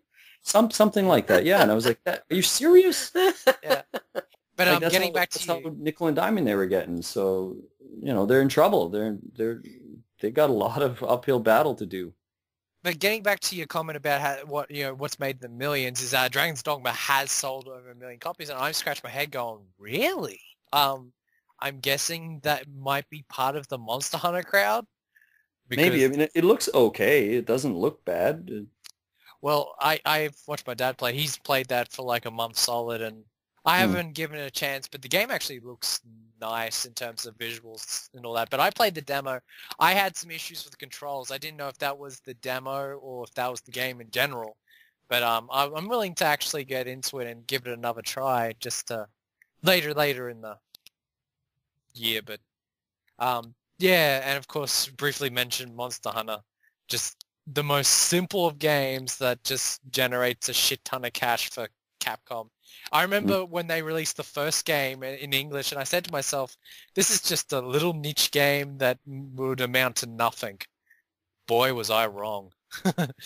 In Japan. In the West, it's topsy-turvy. It doesn't have that support that Japan has. Mm-hmm. And I'm going to say this now, I'm not a fan of Monster Hunter. I don't hate the series, but I don't worship it as most people do. I give them a try and that's it. Yeah, I don't quite understand the appeal for it. I haven't tried it, but I mean, I just the fervor for it in Japan. I'm just like, wow, that is awfully crazy. Like they're collecting type games, I guess. Right. Yeah, that's exactly kind of Pokemon and that kind of stuff. Yeah. It's like but man, wasn't Nintendo in a hurry to buy them out? It's like, oh, our system is failing. We need a big IP. We want Monster Hunter. It's a good idea. Like, okay. Yeah, smart. It worked. No, they do just seem to be pumping out the Pokemon games. That isn't hurting their their bank account very much. So no, they're making so much money off of that stuff. It's not even. They probably can't even count it. That's how much they're making. But isn't that sort of like a thing that you can say about the most in the gaming community? in the industry, that they've always got this one IP that bangs so much, and they're starting to realize that as much as they could put the time and effort into all these little niche games that the higher echelon of gaming would like, it's not in their best interest to actually release it, sadly, in their mentality, whereas that's the games that I want, you know. And just leave that Right. shit to indie developers then. I mean, Exactly. Right. I've said this to a couple of people. The heroes of the next couple of years will be those small publishers that will be like Xseed, like Axis. They will be the heroes that will bring out all these niche games, as the big companies will stave away from them, which is Right. sad, but you just got to go where it is. I guess so. As long as the actual game consoles will be still sort of accepting those games, like as Yeah. relevant to themselves, like fitting them onto their like marketplaces and stuff, then it'll be fine, right? Like seems like PS4 is really pushing for it. I see a lot of people. There's obviously the sort of stupid arguments between Xbox and PlayStation, and lots of people are arguing. Even like people who seem to be on board with the PS4, they're just like ho hum, like they're like another indie game. These are all crap anyways. It's like actually a lot of them are pretty damn good actually. Lots of them these people take the time and they have a lot of passion about making their game. Right. Like it might take them 4 or 5 years because it's a one person operation or something, but I'll know about there's a lot that of passion soon. there, and you can feel it in a lot of the games, and a lot of the games are good. So Yeah. but yeah, I don't know. Anyways, Very quickly to talk about niche. What I'm sort of getting at is Capcom's got their cash cows with Street Fighter 4, with Monster Hunter, and to some extent, well, mainly in Japan, and Dragon's Dogma, which was an unexpected hit. The only niche title that they're really working on at the moment that was very surprising, that I'm actually a big fan. This is going to be the last series I'm going to talk about that I'm a big fan of. It's actually one of my favorite series from Capcom, to the point they've actually cosplayed the main character, and that is Phoenix Wright, the Ace Attorney series. I remember the first time I saw this, it was such an original concept to have this, courtroom sort of dramedy game, and it was one of the first games I got for my 3DS, and I love that game to no end. It's such a good story, such a good cast of characters, good writing, great humor. There's so much laugh out moments, and they're very memorable characters. The music is amazing, and I think it's nice of Capcom to at least to take another stab at it with Ace Attorney 5. Even though it's coming out digitally, it's going to be coming out digitally across the world. So that's sort of like their niche title that they're giving to the fans amongst Street Fighter and Dragon's Dogma and Monster Hunter. Isn't 5 already out? In Japan. Okay, I was about to say, I could have swore I saw it on the shelves there, so. Yeah, in Japan it is, and it's going to be in physical format, but we're going to be getting the digital format relatively soon. And as much as I don't play my 3DS, that's actually going to be one game I'm going to go out of my way to download and play. There was some controversy because the Gaiden series, which is the Miles Edgeworth Investigations, that got the first game, but it didn't get the second game, and that spawned some tremendous Mega Man-esque backlash towards Capcom. And I can see why, because I've actually previewed the second game. It's pretty damn cool. The music's pretty good, and it's pretty sad that they didn't translate it. Fans like Mega Man Legends 3, they still want Capcom to release it. But I don't think it's going to happen at this point, sadly. And a nice cherry on top is they're also going to be localizing that Professor Layton versus Phoenix Wright game for the 3DS, and I'm willing to give that a go because the Phoenix Wright court session parts of the game look really, really good. So just want to briefly mention that. And the other games I'm going to randomly fire off. So I sadly don't, I could have gone into them a bit more, but I think I'll just leave them. Onimusha, one of my favorite games of all time. Probably one of my favorite samurai-based games of all time. Really good series. And, of course, one we haven't mentioned yet, and that's Devil May Cry. That had a very interesting remake released this year that received different comments across the globe, so we'll just leave it at that. Onimusha is a pretty decent one. I've only played the tactics of Onimusha, and none of the other games. Yeah, I know. It's okay. It's all right. It's amazing. pretty average, though. It's not that great. So I will say in their favor, I think Onimusha was one of the first games that actually showed the raw power of the PS2. If you got a PS2 like really early on, you got all those first games. But when you got Onimusha, you're just like, wow, this looks stunning. You'd be singing a different WoW if you were playing Tactics. Wow, this is our. Okay. This is pretty average. Yeah, that's about the best way to. You pretty much use the main guy, and he pretty much everything. just everything. Yeah. It's just the main guy essentially. Fuck The one gunner guy's all right too, but yeah. I can't think of his name. But An interesting note that I think that got the initial crowd going in Japan, the fact they digitized Asian actor Takahashi Kinashiro, which I didn't know at that time, but I actually became a big fan of his after playing Onimusha and watched all these movies and liked all these movies. The he's half Taiwanese as well. Yeah, because he's in a lot of Cantonese cinema as well. Mm. So, and then in the third game, they digitized Jean Reno, which blew me away, because I've watched so many Jean Reno movies, and I'm like, what's Jean Reno doing in Onimusha? This is awesome. That laser whip thing or whatever he had? Or, yeah. What? It was he has like late. this electronic yellow whip type weapon thing. I don't know. And it's Jean Reno. It's kind of cool. But they did fuck up on one thing, and it just proved that they didn't have the money. Is for the initial Japanese version, they had Jean Reno speaking in his normal tongue, and then got some other dude to speak English for him. I'm like, hello, he speaks perfect fucking English. And I'm guessing the money wasn't there to hire him to do that, but it just would have been so much better if they actually got him to speak his character, you know. But yeah, but the game is still awesome, so. And I actually like Dawn of Dreams. A lot of people don't like Dawn of Dreams. I actually like it for different reasons, so. There's also Blade Warriors, but that's more for the fans. But yeah, basically Capcom has got a lot of different games out there, and lately they have been completely just destroying their IPs. And reputation. And reputation with some good old-fashioned bungling there. The bungles. Old school Japanese management, you know? The older they are, the more stubborn you are. Yeah, I don't know.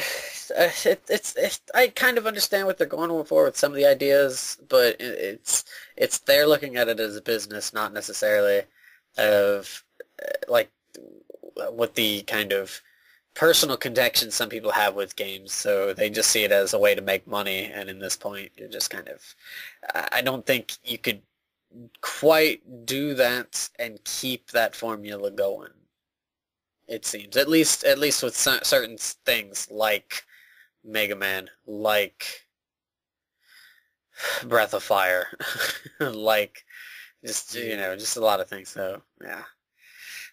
Breath of Fire 6 wasn't the most pleasant surprise. Let's just put it that way. Not really. Yeah, that's really dumb. Really dumb. Dumb. It's just it makes you wonder what goes through their head sometimes, but then you don't want to wonder because you'd rather not think like that. Yeah, at this rate, the only crossover games they're going to be doing is with Sega because they're in the same boat. Oh, that's kind of sad. Sega, you could argue, is doing better than Capcom right now in a way. That's kind of sad to in think. a way, their because Western... Sega's doing pretty shitty. Yeah, their Western market's completely... Ugh. It's toasted. Yeah. They're done. So basically, that is our wonderful chit chat there about Capcom and all of its fluffy bunnies and IPs. and dark underbelly. Dark underbelly, rotting, seedy underbelly, rotten to the core. Yeah. Festering athlete's foot. Did I speak that negative to the company? I'm not too sure if I did. No, I think we had mostly positive, but I think obviously we had to bring ahead. Yeah, it's not about saying who's saying what, but more so just pointing out that there are some things that they do that is and that they have done some absolutely insanely wonderful things too before. Yeah, so. that's why they built this fan. The fan base wouldn't be as compassionate in their words if they didn't already were major fans because of their lineup. Right. It's because they rage the most, because they care the most. Indeed. So yeah. if you have some of Capcom games that you like, or some of the decisions that you don't quite agree with, or you think that we're being a little too harsh, please definitely let us know on that. Yeah, we obviously had to skip a bunch of franchises like Dead Rising, Devil May Cry. There's a bunch of others we're not going to have time to do. So bring them up in the comment section or wherever you'd like to bring them up to us, and maybe we can chit-chat some more there too. Exactly. Okay, so for this, we're going to do a comedy, and the comedy is going to be worst sequel titles. So this is going to work. Yeah. It's going to work well. Oh, goodness. So, yeah, you can start anytime. All right. It's a spin-off to the Ace Attorney series, Ace Bailiff. Oh. Phoenix wrong, dead wrong. Jeez. Ooh, Final Fight, Hagar's Horrible Adventure. Super Mario World 3, Dr. Monroe's Island. Double Dragon 2, The Revengeance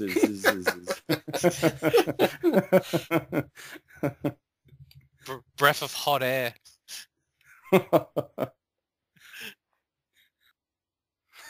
Also known as Exhale of Flame. Yeah. Breath of Fire, Butthole of Wind. Oh. Oh. Well, that's how I feel about after Breath of Fire 6. I mean... bugger. Bug wolf.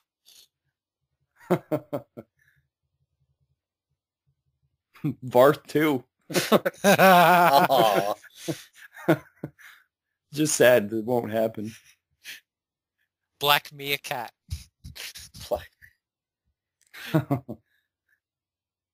Oh, Thousand Arms 2 with Flames of Passion. That should be Thousands Arms 2, Thousands of Tentacles. Oh, Thousand Arms 2, Thousands of Legs.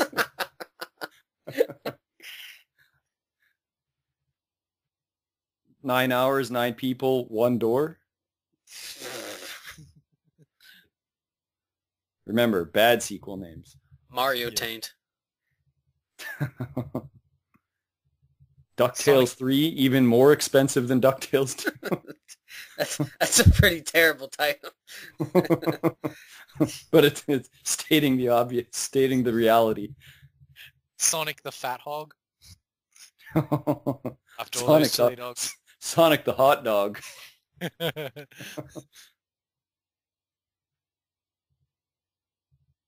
The recent Tale of Zelda.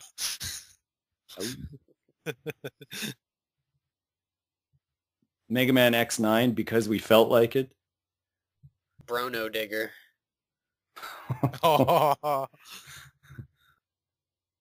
Resident Evil -1. The Mansion. Before the Mansion. Resident Evil Integer 7.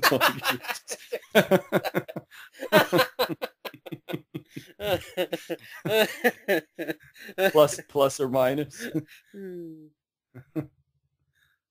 Super Street Fighter 5 to keep it alive. Yeah, you just won it. Wait, the drive to keep the series alive, Street Fighter 5.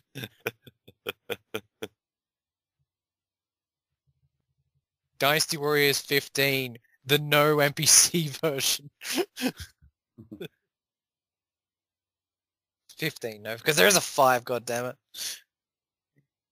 Oh, Karnov Beats, a rhythm game. By Data East. But it'd be like by Data East with like a little asterisk star because Data East doesn't exist. It's a new one. It'd be called Data East Des or something. Data Eastern.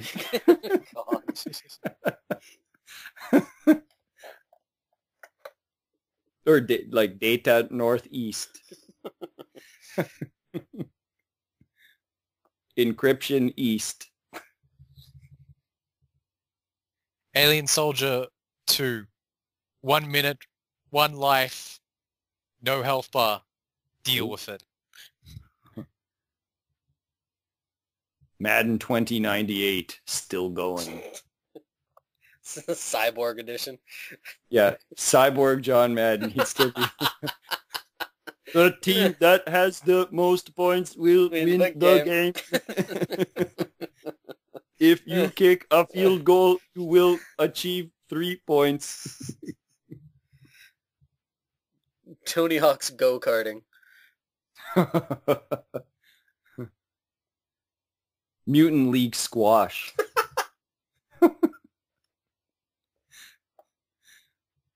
Mutant League Lawn Bowling. Oh, God. You can see like an arm being detached as it's rolling the ball. Oh, Taylor. Mario Andretti Racing versus... Bill Elliott. Mario versus Bill. So The revenge. The revenge. The revenge race. The revengeance race. Mario and Bill's excellent adventure.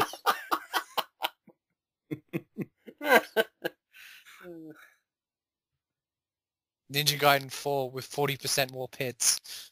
Oh. Armpits. The Illusion of Gaia 2. Taylor edition. Oh, God. Legion Gaia 2. Why the fuck did you play the first one? Terra Digya. Ew. The Adventures of Lolo Lolo Lolo Lolo. And la la la la la la. 7. Donkey Kong Country 4. Donkey's Big Clean Banana. Did you say Donkey. clean banana? Not dirty banana? Oh my god. Donkey Kong No Country for Old Apes.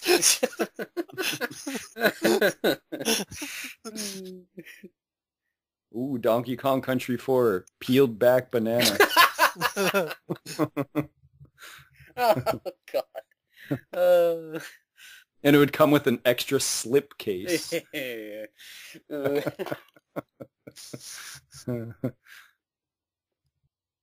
The Wizard 2. And the reason I say is because you know how the Goonies had the Goonies 2 as a game? Well, Yeah. the sequel to The Wizard comes in a game format. Oh, on the NES. Yes.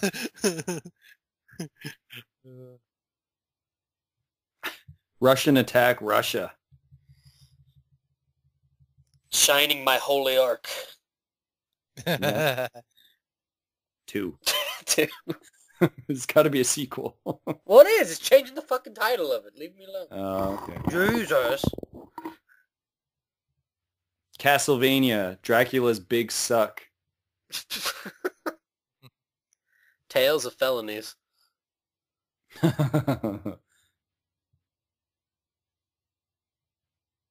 Klonoa, Empire of Wet Dreams.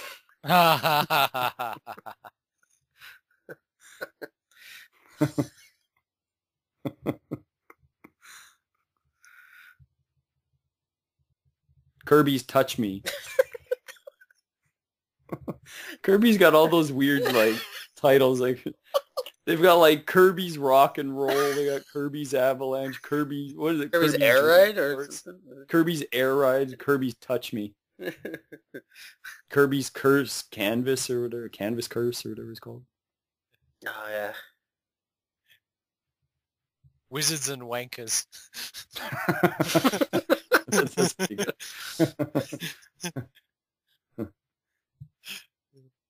S&M Dungeons and Dragons. Double D&D.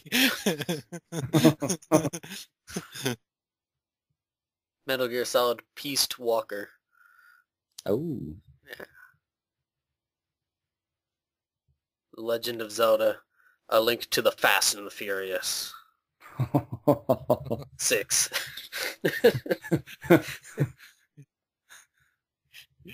Now with Great. Vin Diesel cameo. With Vin Diesel. As Starring Link. Vin Diesel as Tingle. Paul Walker as Princess Zelda. Uh, Gran Turismo 7, it's the same fucking thing again. Grandia Turismo 7.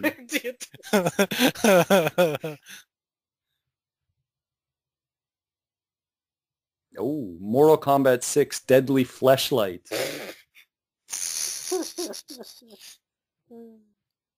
Mortal Kombat, it's official, you suck version. Dead or aroused. Dead and aroused. Let's turn it into Castlevania Necrophilia edition or something. Mr. Bones, I got a bone to pick.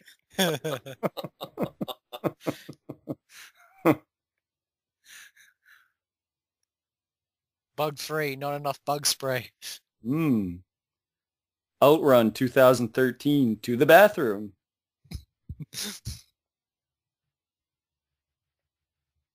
Oh, good old Parasite Steve. What did Steve ever do to you? Parasite Steve, the fourth birthday.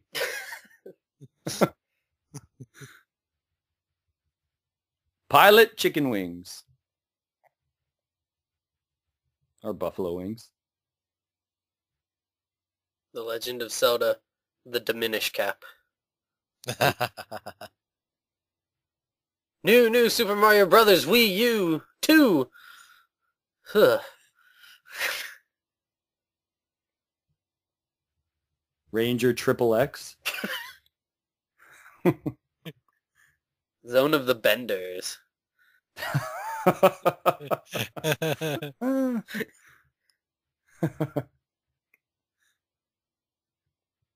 Oh, Zone of the Bender, second comer. Well, it should be third comer. There we go. Zone of the Benders, third comer.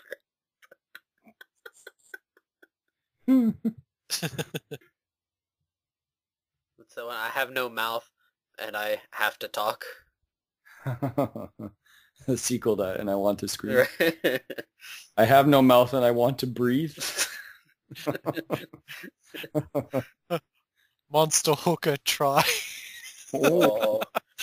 Hard.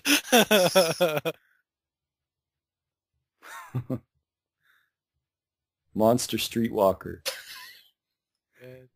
Man, the sequels have been turning it into another. Now, a little bit. Some of Yeah. them, not all of them. Oh, Sands of Construction. After the Sands of Destruction.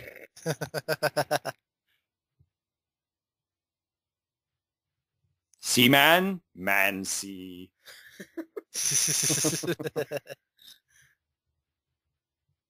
Healthy state of mind, taxi.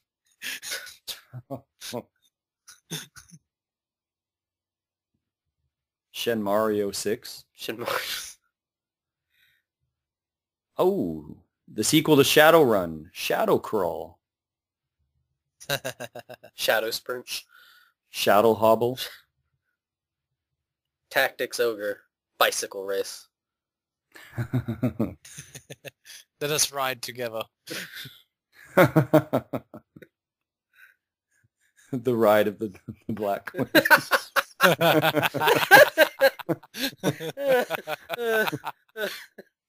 That whole franchise can be pretty much taken advantage of with that. What other ones are in that? What other Queen songs are there? What's the Night of Lotus? Yeah, Uh, Ride of Lotus. Hmm. Ogre Battle 64, The Rider of Lordly Caliber.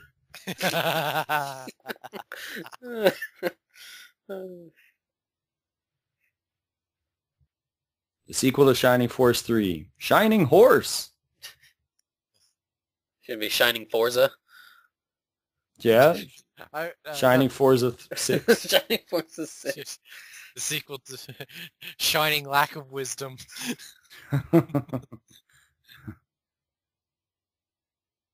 Shining Soul Blazer. Shining Chicken Wing.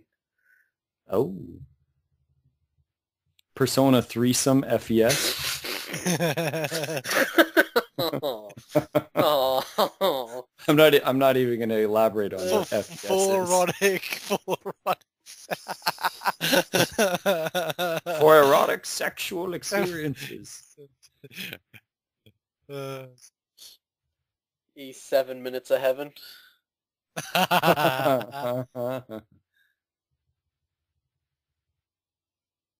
Side pocket rocket. Side pocket rocket slime. For the Wonder Swan color. Side pocket rocket Night Avengers. 4D balls. Oh, wait, the balls 4D. That's what it was. Balls 3D. Ah. Soul calibration. Tech can't. Space is Harrier.